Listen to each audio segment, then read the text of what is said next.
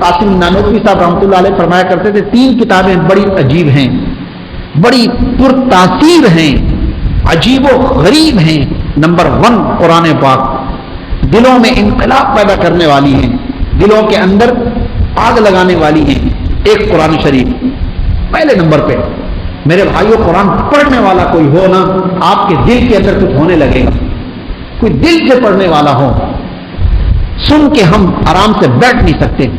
یہی وجہ ہے کہ کوئی بہترین آواز میں قرآن پڑھ رہا ہو، ابھی تو آپ آرام سے بیٹھے ہو نا، کوئی بہترین خوبصورت آواز میں اور درد کے ساتھ قرآن پڑھنے والا ہو تو آپ بیٹھ نہیں سکتے، آپ جھومنے لگ جائیں گے، خود بخود آپ یوں ہونے لگ جائیں گے، جھومنے لگ جائیں گے آپ آٹومیٹکلی، کیونکہ وہ آواز ایسی ہے۔ یہ عتبہ، شیبہ، ابو لہب، ابو جہل، ظالم کے بچے نبی علیہ الصلوۃ والسلام جب تہجد کے ٹائم خانہ کعبہ میں آ کے قرآن پاک کی تلاوت کرتے تھے، نوافل میں قرآن پڑھتے تھے، تو یہ چھپ چھپ کے نبی کا قرآن سنتے تھے۔ ایک دن جب ایک گلی سے ایک نکلا، سامنے سے دوسرا بھی آ گیا، اس نے کہا کیا ہوا، کہاں سے آ رہا ہے؟ اس نے کہا بس ایسے ویسے۔ اس نے کہا نہیں بتائے گا، بتا سچ بتا۔ اس نے کہا دیکھ کچھ کہنا نہیں، سچی بات تو یہ ہے کہ رات کو نیند نہیں آتی جب تک کہ ہم اس کا قرآن نہ سن لیں۔ ایسی قرآن میں اس کی ایسی آواز ہے، ایسا درد ہے کہ سنتے ہیں تو سکون مل جاتا ہے، تو پھر دن میں پتھر مارتا ہے، پھر دن میں مخالفت کرتا ہے، کہتے ہیں ہماری مجبوری ہے، گدی کی مجبوری ہے، چدراہٹ کی مجبوری ہے، ورنہ اس کا قرآن سن کے دل کو سکون ملتا ہے، سرور ملتا ہے۔ کافر اپنی زبان سے اقرار کرتا۔ قاری عبد الباسط کو کسی نے پوچھا اس سے کہ آپ قرآن پڑھتے ہو، اور قاری عبد الباسط قرآن پڑھتا تھا، قرآن پڑھتے وقت قرآن کے اندر ڈوب جاتا تھا، ایسی تلاوت کرتا تھا۔ اس سے کسی نے پوچھا کہ کبھی تم نے عجوبہ دیکھا ہے؟ عجوبہ کوئی زندگی کا واقعہ؟ اس نے کہا ہاں ایک مرتبہ ہوا، کوئی ایک کانفرنس تھی، اس کے اندر اس وقت صدر ضیاء الحق اس کو لے کر گئے تھے، تاکہ وہ سارے گورے انگریز جن کا دین اسلام سے کوئی واسطہ ہی نہیں کا، وہ اس وقت مجھے لے کر گئے، کہا کہ تم قرآن پڑھو، تلاوت کرو۔ یہ 3 پیس سوٹ، پینٹ پتلون، کوٹ ٹائی میں تھا، اور بیٹھ گیا۔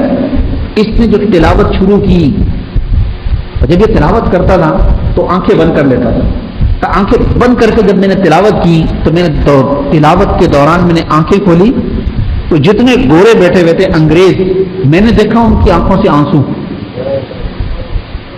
تو میں نے اپنے ترجمان سے پوچھا، ان سے پوچھو کیا ہو گیا ان کو؟ میں نے تلاوت روک دی، تلاوت روک کر میں نے کہا ان سے پوچھو کیا ہوا؟ تو اس بندے نے انگلش میں ان سے پوچھا کیا ہوا؟ کہا یہ جو پڑھ رہا ہے نا، یہ ادھر ہمارے دل پہ چوٹ مار رہا ہے، ہمارے دل کو کچھ ہو رہا ہے۔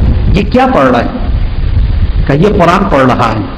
کہا اچھا وہ قرآن، وہ جو محمد صلی اللہ علیہ وسلم پہ نازل ہوا؟ کہا ہاں وہ۔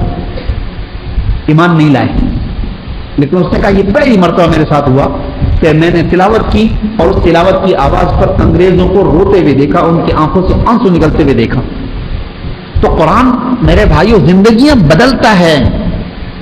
پہلے زمانے میں حضرت بشر حافی رحمۃ اللہ علیہ، اب تو رحمۃ اللہ علیہ کہیں گے، اس وقت پولیس انسپکٹر، عجیب و غریب آدمی، شراب میں مست، عجیب حالت تھی ان کی۔ اور اس سے پہلے ایک اور بزرگ کا واقعہ آتا ہے، ان کا بھی ایسا ہی ہے کوئی معاملہ۔ قرآن کی ایک زازان گویا، گانا گانے والا حضرت عبداللہ ابن مسعود جب گزرے تو رش لگا ہوا، لوگ واہ واہ واہ واہ واہ واہ، مکرر مکرر مکرر کی آوازیں۔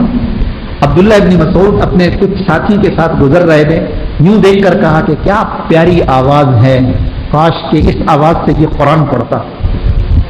بس وہی والی بات ہے کہ سن لے اے دوست، جب ایام بھلے آتے ہیں، ملنے کی گھات کو خود آپ ہی بتلاتے ہیں، اپنے ملنے کا پتہ کوئی نشان تو مجھ کو بتا دے اے رب جہاں۔ بس اس گویے کی زازان کی جو ہے نا انقلاب آنے والا تھا، اس کی کیفیت بدلنے والی تھی۔ اتنے شور کے اندر کہتے ایک منٹ چپ، یہ آدمی کون ہے؟ وہ جو بندے جا رہے ہیں وہ کون ہے؟ لوگوں نے دیکھا تو کہا تھا صاحب النبی صلی اللہ علیہ وسلم، یہ نبی علیہ الصلوۃ والسلام کا صحابی ہے، عبداللہ ابن مسعود اس کا نام ہے۔ کہا کہ اس کو بلاؤ، ادھر بلاؤ۔ وہ آ گئے، کہا کہ آپ نے کیا کہا، آپ نے کیا بولا؟ کہا آپ نے سن لیا؟ کہا ہاں میرے آواز کان میں آئی تھوڑی سی. تم نے کیا کہا؟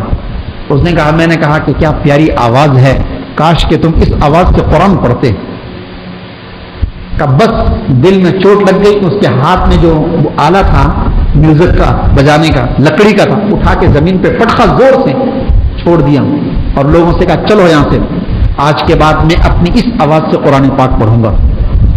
قرآن پاک سیکھا اس نے اور پھر قرآن پاک کی تلاوت کرتے تھے. اللہ اکبر، ایسے درد کے ساتھ پڑھتے تھے کہ مت پوچھیں. قرآن پاک دلوں میں انقلاب پیدا کرتا ہے.